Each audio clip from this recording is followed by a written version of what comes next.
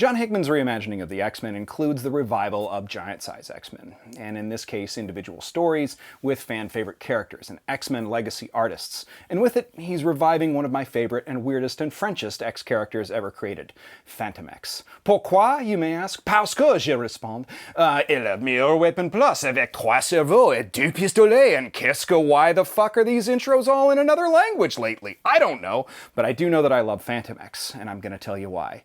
I'm Dan Umphin, and c'est la Doomcast.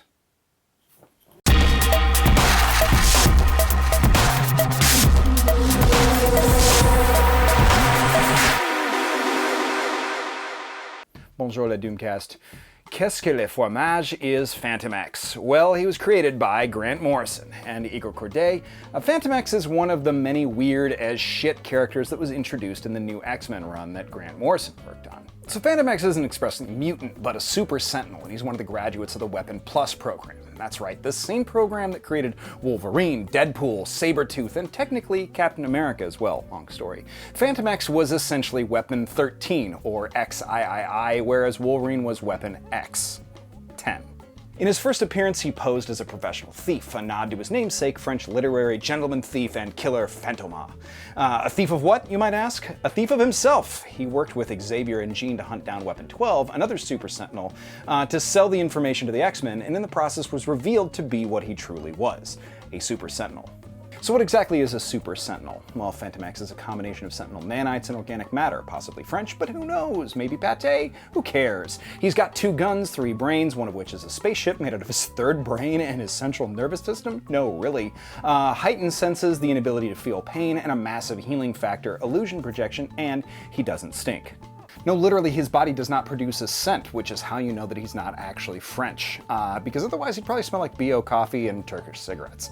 The French thing is just a part of his programming anyway, because again, he wasn't actually born, he was created and named Charlie Cluster 7 in a place called the World, not the actual world, but a smaller sub-world, sort of like a hyperbolic space-time chamber, an object bigger on the outside than it is on the inside. Or wait a minute, strike that, reverse it.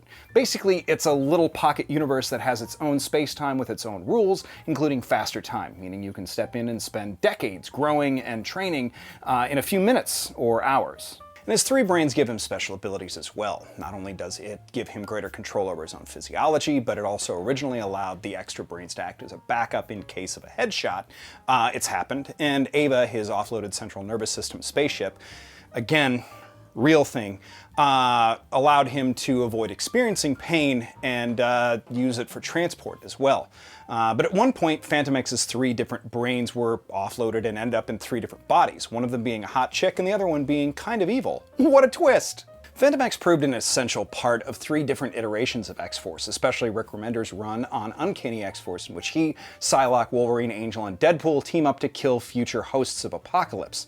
It goes very badly. The series is great, but it goes badly for them, not because they don't succeed, but because they do, and then end up having to kill alternate versions of themselves, regular Archangel, and eventually take home their own very own Kid Apocalypse, Evan.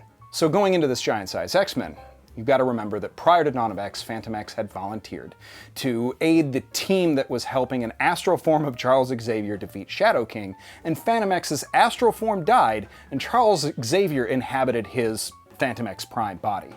Yes, the Dawn of X Charles Xavier, that is physically Fantomex. And the Chuck who got bodied in issue 2 of X-Force, also Fantomex's original body. Well, second body. So if you're having difficulty remembering whose brain is in what body and whose body has what brain, jazz hands, so is everybody else. And my guess is this is probably going to clear it up. Since there are the 5 resurrecting every mutant now, and they resurrected Charles Xavier after X-Force 2, this giant-size X-Men should probably address 2 questions. Whose body did they resurrect? Charles or Fantomex? And 2, what happens when you resurrect the most powerful telepath in a body of a super sentinel? We kind of already know. They create an entire island mutant nation.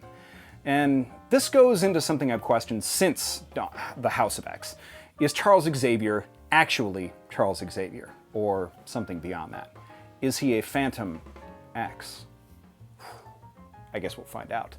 Thanks everybody for watching, and we'll see you next week.